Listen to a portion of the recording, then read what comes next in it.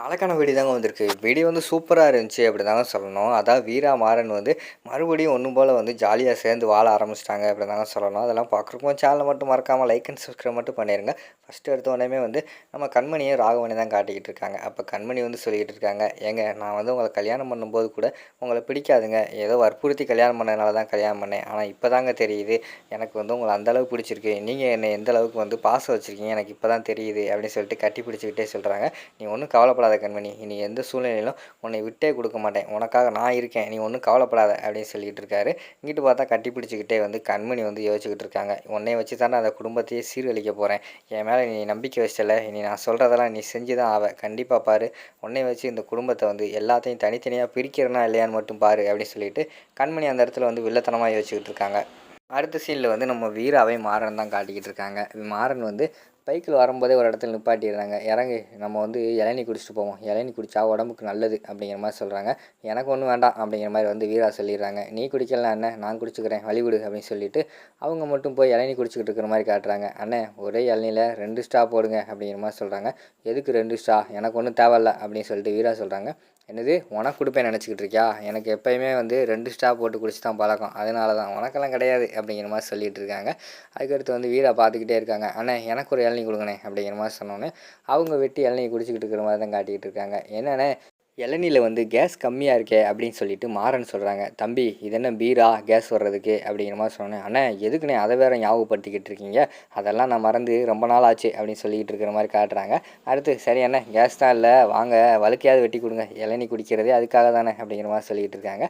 அதுக்கடுத்து வழுக்கை சாப்பிட்டுக்கிட்டு இருக்காங்க. வீரா வந்து தம்ப ஏம்மா உங்களுக்கு வழுக்க வெட்டி கொடுக்கவா அப்படின்னு கேட்டவொடனே அதெல்லாம் எனக்கு பிடிக்காதுண்ணே அப்படிங்கிற மாதிரி சொல்லிடுறாங்க.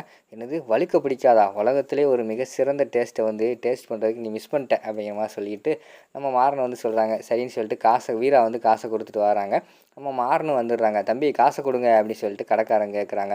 என்னண்ணே அதான் அவள் கொடுத்தால அப்படிங்கிற மாதிரி சொன்னோன்னே அவங்களுக்கு மட்டும்தான் கொடுத்தாங்க, உங்களுக்கு யார் கொடுப்பா, நீங்கள் தான் கொடுக்கணும், கொடுங்க அப்படிங்கிற மாதிரி சொன்னோன்னே ஓ அப்படி ஆகி போச்சா, 50,000 பீஸ் கட்டியிருக்கேன், நீ வந்து இளநீக்கு கூட காசு கொடுக்க மாட்டியோ அப்படின்னு சொல்லிட்டு நம்ம வீரா மாறன் வந்து சொல்கிறாங்க. அதுக்கு வீரா சொல்கிறாங்க, நானும் அவனை கேட்ட சொன்னேன், உன்னோட அகம்பாவம், நீ தானே போய் கேட்டினேன், அதெல்லாம் எனக்கு தர முடியாது, உனக்கு தேவை நீ கொடு அப்படின்னு சொன்னோன்னே சரின்னு சொல்லிட்டு காசை கொடுத்துட்டு 2 பேர் வீட்டுக்கு வந்துடுறாங்க.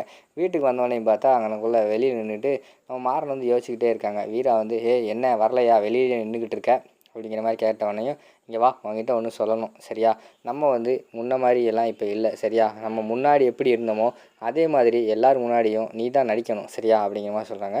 என்னது நான் நடிக்கணுமா, அதெல்லாம் முடியாது அப்படிங்கிற மாதிரி சொல்கிறாங்க. அப்படின்னா என்னாலையும் பத்திரத்தில் வந்து கையெழுத்து போட்டு கொடுக்க முடியாது அப்படிங்கிற மாதிரி சொல்கிறாங்க. சரி என்ன பண்ணுறது, பண்ணி தொலைக்கவா அப்படின்னு சொல்லிட்டு வெளியில் வந்து மாறனோட கையை பிடிச்சிட்டு வீட்டுக்குள்ளே வர மாதிரி காட்டிக்கிட்டு இருக்காங்க.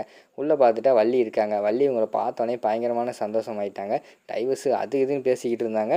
இப்போ பார்த்தா கை கோர்த்துக்கிட்டு நல்லா ஜாலியாக வந்துக்கிட்டு இருக்காங்களே, மாறன் அதுக்குள்ளே அவளோட மனசை மாற்றிட்டானோ அப்படின்னு சொல்லிட்டு அவங்க ஒரு பக்கம் சந்தோஷமாக இருக்கிற மாதிரி தான் காட்டிக்கிட்டு இருக்காங்க. வந்த உடனேயும் நம்ம வீரா வந்து வள்ளியம்மா நல்லா இருக்கீங்களா, சாப்பிட்டீங்களா அப்படி இப்படின்னு கேட்டுக்கிட்டு இருக்காங்க. சாப்பிட்டேம்மா, நீ சாப்பிட்டியா அப்படிங்கிற மாதிரி கேட்காங்க. சாப்பிட போகிறேன் அப்படிங்கிற மாதிரி சொல்லிவிட்டு அவங்க வந்து போயிடுறாங்க. டேய் என்னடா உங்களுக்கு என்ன பிரச்சனை தீர்ந்து போச்சா, டைவர்ஸு அது இதுன்னு புலம்பிக்கிட்டு இருந்தேன், இப்போ என்னடா கை கோர்த்துட்டு வரீங்க அப்படிங்கிற மாதிரி சொல்கிறாங்க. அதெல்லாம் ஒன்றும் கிடையாது அத்தை, பழைய மாதிரி தான், சும்மா நடிப்பு அப்படிங்கிற மாதிரி சொல்லிக்கிட்டு இருக்காங்க. டேய் எப்பட்றா பிறகு இதெல்லாம் நடிக்க மாட்டேன்னு சொன்னாலடா அப்படிங்கிற மாதிரி சொல்கிறாங்க. அவள் டைவர்ஸ் கேட்டால, நீ இப்படியெல்லாம் பண்ணாதான் டைவர்ஸ் தருவேன்னு சொல்லியிருக்கேன், அதனால தான் நடிச்சிக்கிட்டு இருக்கா, இப்படியே கொஞ்சம் கொஞ்சமாக பண்ணி அவள் மனசில் இடம் பிடிச்சிருவேன் அப்படின்னு சொல்லிட்டு அவங்க ஒரு பக்கம் யோசிச்சுக்கிட்டு இருக்கிற மாதிரி காட்டிக்கிட்டு இருக்காங்க. சரின்னு சொல்லிட்டு அந்த இடத்துல வந்து சரி என் பொண்டாட்டி படிக்க போகிறான், நான் டீ போட்டு கொடுக்கணும் அப்படின்னு சொல்லிட்டு அங்கிட்டிருந்து ஒருவருன்னு இவங்க வந்து போயிடுறாங்க. மாறன் வந்து போயிடுறாங்க. அடுத்து பார்த்தா நம்ம ராகவனை தான் காட்டுறாங்க. ராகவன் வந்து அங்கே மேலே அதாவது மொட்டை மாடியில் வந்து லவ் சாங்கை கண்மணி நினச்சிட்டு லவ் சாங்கெல்லாம் படிச்சுக்கிட்டு ஜாலியாக இருக்காங்க. என்னவன் தனியாக இன்னும் புலம்பிக்கிட்டு இருக்கானே அப்படின்னு சொல்லிட்டு அந்த இடத்துக்கு வந்து நம்ம மாறன் வந்து வராங்க. என்னடா தனியாக சந்தோஷமாக இருக்கிற மாதிரி தெரியுதே அப்படிங்கிற மாதிரி சொல்கிறாங்க. அதெல்லாம் ஒன்றும் இல்லடா அப்படிங்கிற மாதிரி சொல்கிறாங்க. அதானே நீ எப்படி இப்படி இருக்கேன்னு பார்த்தேன், அதானே அடுத்தவங்கள கஷ்டப்படுத்துறது தானே உனக்கு வேலை, பழசெல்லாம் மறந்துட்டு இப்போ புது ஆளாக மாறிட்டியோ, எனக்கு தெரியும் இதுக்கெல்லாம் காரணம் யாருன்னு, அண்ணி சொன்னதுக்கப்புறம் தான் நீ இப்படி பண்ணியிருப்ப, இனிமேலாம் அப்படி பண்ணாதடா அப்படிங்கிற மாதிரி சொல்கிறாங்க. டேய் என்னடா பேசிக்கிட்டு இருக்க அப்படிங்கிற மாதிரி வந்து ராகவன் சொல்கிறாங்க. நீ பண்ணது மட்டும் அப்பாவுக்கு தெரிஞ்சால் என்ன ஆயிருக்கும் தெரியுமா அப்படின்னு சொன்னோடனே அவர் மூஞ்சியே மாறிடுது.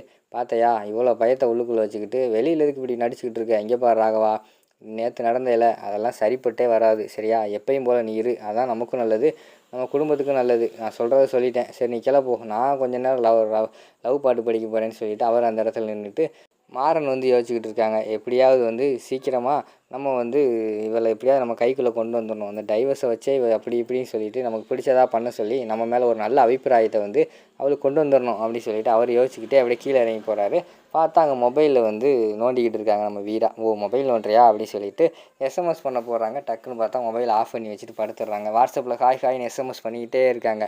அது நிறைய போனவொடனே நோட்டிஃபிகேஷன் வந்துக்கிட்டே இருக்குது. யாரா அது அப்படின்னு சொல்லிட்டு வீரா வந்து எடுத்து பார்க்காங்க. பார்த்தா இவர் தான். இவர் பாட்டில் அதுக்கடுத்து கண்டுக்காமல் இருக்கிறாங்க. ஏய் உனக்கு தான் எஸ்எம்எஸ் பண்ணுறல திருப்பி பண்ண மாட்டியா அப்படின்னு சொல்லிட்டு மாறன் கேட்குறாங்க. நான் எதுக்கு உனக்கு பண்ணணும்? அம்மா பாய் ஃப்ரெண்ட்னா கேர்ள் ஃப்ரெண்ட்னா பண்ணித்தாகணும் அப்படிங்கிற மாதிரி சொல்கிறாங்க. யார் பாய் ஃப்ரெண்டு? நான் பாய் நீ ஃப்ரெண்டு அதனால் பாய் ஃப்ரெண்டு, நீ கேர்ளு நான் ஃப்ரெண்டு அதனால் கேர்ள் ஃப்ரெண்டு அப்படின்னு சொல்லிக்கிட்டு இருக்காரு. அதெல்லாம் பண்ண முடியாது அப்படிங்கிற மாதிரி சொல்கிறாங்க.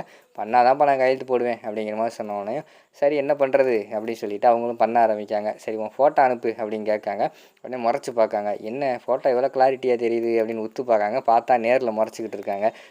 வீரா நான் அவங்ககிட்ட ஒன்று சொல்லட்டுமா? இன்னைக்கு காலேஜில் பார்த்தேன்ல கோவப்படும் போது அவ்வளோ அழகாக இருந்தேன் நீ அப்படிங்கிற மாதிரி சொல்லிவிட்டு அவர் ஒரு பக்கம் சொல்லிக்கிட்டு இருக்கிற மாதிரி தான் காட்டுறாங்க. வீரா வந்து கோவப்பட்டுக்கிட்டே இருக்காங்க.